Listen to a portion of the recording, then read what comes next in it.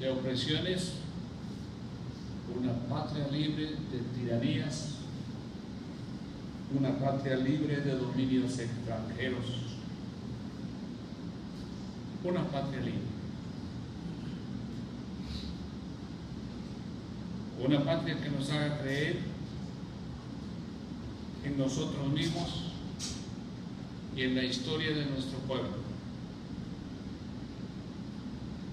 Y nosotros tenemos que aprender a amar más esta tierra, a cuidar más esta tierra,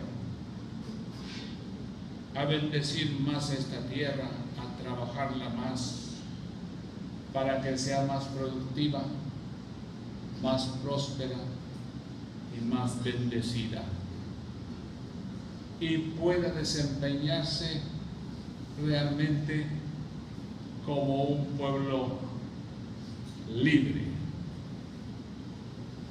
como un pueblo libre, que no viva de préstamos, que no viva de empeños, que no viva de explotaciones, sino que en realidad viva la libertad. Porque la Biblia dice: no pidas prestado para que no seas cola. Sentencia de la palabra de Dios. Entonces la sangre de nuestros héroes regó nuestro suelo mexicano para darnos esta patria que tenemos que aprender a cuidar.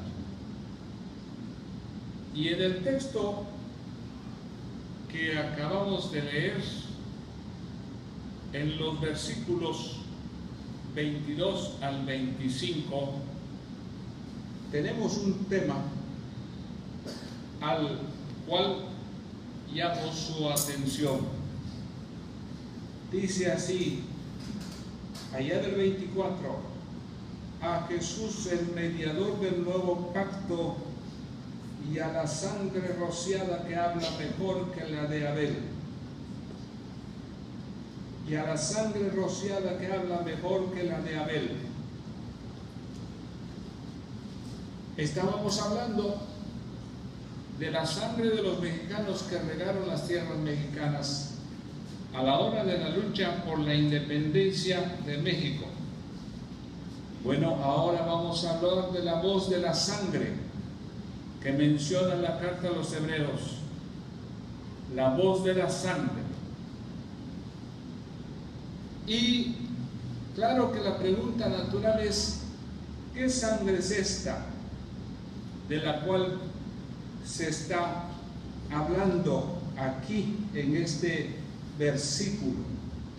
Y sin dudarlo un momento, la sangre es mencionada en este texto, es la representativa de las penas, de los dolores, de los sufrimientos, de los tormentos de la persona de Cristo Jesús cuando muere en la cruz del Calvario.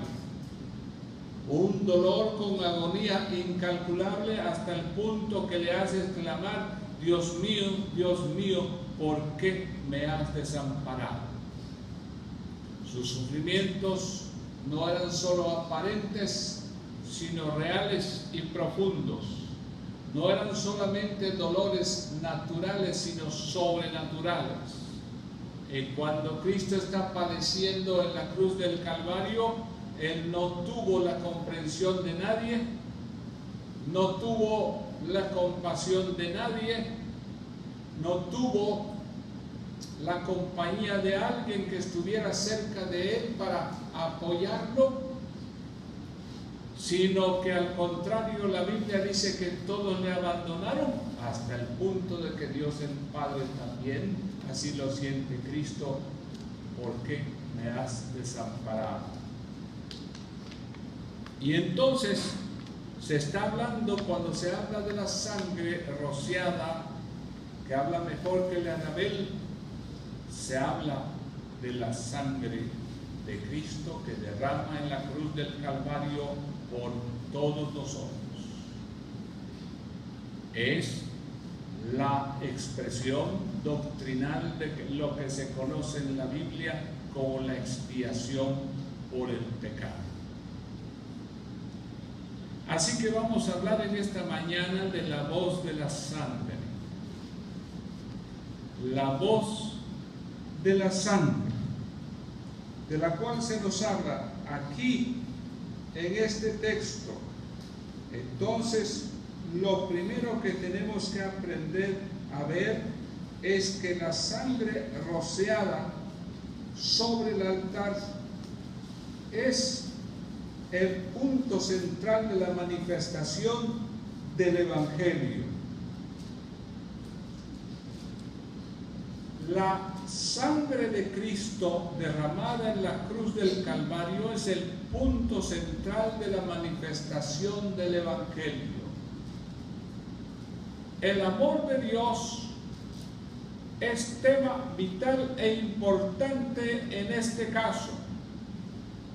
Pero la expresión del amor, la expresión mayor del amor de Dios es el derramamiento de la sangre de su Hijo. Entonces, el derramamiento de la sangre de su Hijo es el punto central de la doctrina cristiana.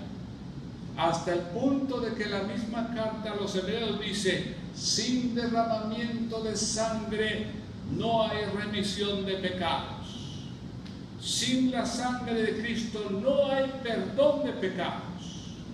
Un hombre o una mujer pueden querer entrar al cielo a través de otros medios, pero a menos que llegue por la sangre de Cristo, no hay entrada al reino de los cielos. Entonces, la sangre de Cristo es la doctrina de las doctrinas, la esencia de la doctrina cristiana.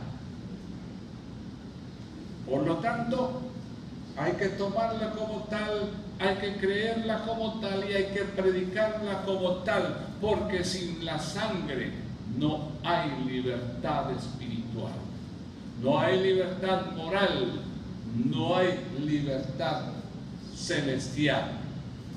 Porque, por eso dice la Biblia, porque de tal manera amó Dios al mundo, que ha dado a su Hijo unigénito, para que todo aquel que en él cree no se pierda, sino tenga vida eterna. Ciertamente Dios ama a la humanidad. Por ese amor dio a su Hijo para morir en nuestro lugar. Siendo aún pecadores, dice la Biblia, Cristo murió por nosotros. Y es interesante cómo se puede constatar que es el punto central del Evangelio, la sangre rociada. Porque, vean ustedes, acá se nos da una descripción fantástica. Dice: nosotros nos hemos acercado al monte de Sión. Imagínense en el monte de Sión, una montaña altísima. Y va uno subiendo por sus pendientes, y acá figuradamente se está hablando del cielo, y entonces llega uno allá y empieza a ver que por sus calles de oro está una asamblea enorme, un lugar enorme, cantidad de gentes, dice ahí, a millares y millares y millones de hombres y mujeres que se han reunido y están celebrando algo. Y entonces empezamos a acercarnos a ver qué está pasando, y ahí está la gente reunida, y ahí está, nos acercamos un poco más y vemos a los ángeles que rodean el lugar también participando de la alabanza, y luego vemos también a gentes que se acercan, y de pronto descubrimos el trono de Dios allí en medio, rodeado por los ángeles, por los querubines, por los serafines, y todos están alabando su santo nombre, y luego vemos a los espíritus de los creyentes ya hechos justos rodeando el trono de Dios, alabando y rindiendo pleitesía, honor y gloria. Y entonces todavía nos falta llegar al centro de toda esa escena. De pronto aparece ante nuestros ojos en el mero centro a Jesús, el mediador del nuevo pacto. Y todavía algo más. Ahí hay un santuario interior, el tabernáculo celestial. ¿Qué es lo que se ve allá? Se ve la sangre rociada, que habla mejor que la de Abel. Ahí está en el centro de la escena la sangre rociada sobre el tabernáculo celestial. Entonces, por eso está señalado en el texto, y lo señala a través de toda la Biblia, que la sangre rociada es el centro, es el punto principal del Evangelio del Señor Jesucristo. La voz de la sangre habla mejor que la de Abel. Pero hay otra cosa también que tenemos que prestar atención a ella.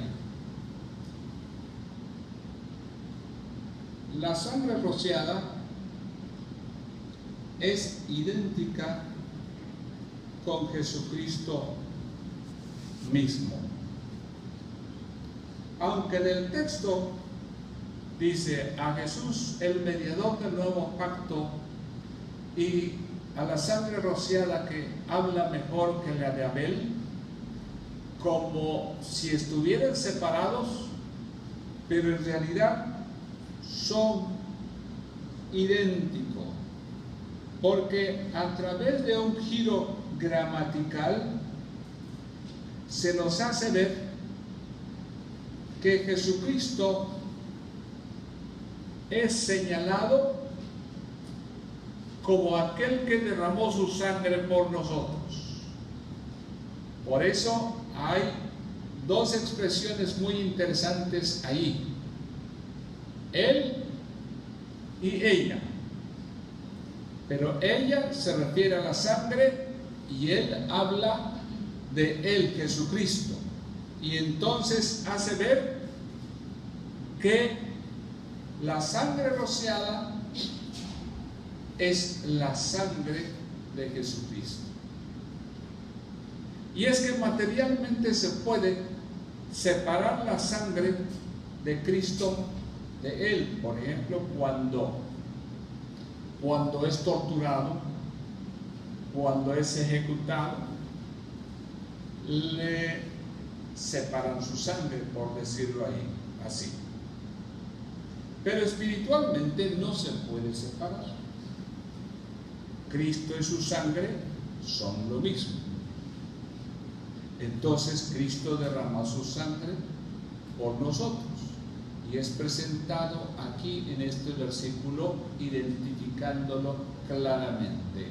No se puede separar la sangre de Cristo que fue derramada en la cruz del Calvario, porque esa sangre exactamente indica su sacrificio por el pecado, por el pecador.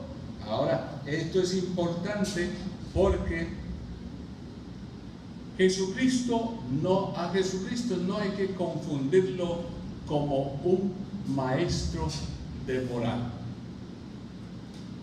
Porque hay quienes predican a Cristo como un ejemplo de moralidad.